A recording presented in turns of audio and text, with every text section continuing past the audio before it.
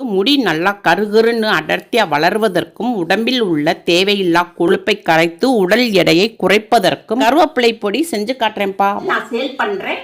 WhatsApp number தரேன், message பண்ணி order பண்ணிக்கோங்க. கருப்பு உளுந்து எடுத்துக்கிடுவோம், நல்லா வறுத்துக்கிறோம். வறுத்தாச்சு எடுத்து பாத்திரத்துல போட்டுக்கிறோம். மல்லி போட்டுக்கிடுவோம், சீரகம் ஒரு 20, மிளகு ஒரு 20 கிராம் போட்டு, அதில் பொட்டுக்கடலை இது ஒரு 125 கிராம் போட்டுக்கிறோம். எள்ளு போட்டுக்கிடுவோம், நல்லா வறுத்துக்கிடுவோம். இதை பாத்திரத்துல மாற்றிக்கிடுவோம். புதினா நல்லா வாஷ் பண்ணிட்டு அம்மா நல்லா தண்ணி இல்லாம வச்சிருக்கேன். இதையும் இந்த இரும்பு கடாயில வதக்கிக்கிறோம். ஒரு பாத்திரத்துல மாத்திக்கிறோம். இப்போ கருவேப்பிலை நம்ம மிக்சி ஜாரில் போட்டுக்குருவோம். வதக்கிய புதினாவை இதில் போட்டுக்குருவோம். அப்படி திருச்சாச்சு. இப்போ நம்ம வறுத்து வச்சிருந்த இதில் போட்டுக்குவோம். வறுத்து வச்ச பூண்டு போட்டுக்குருவோம்.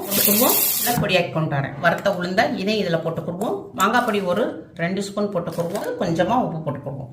இந்த வெயிட் லாஸ் கருவேப்பிலை பொடியப்பா நம்ம டயட்ல இருக்கிறவங்க, வெயிட் லாஸ்ல இருக்கிறவங்க தோசை மாவுல போட்டு தோசை சுட்டு சாப்பிட்டுக்கலாம்.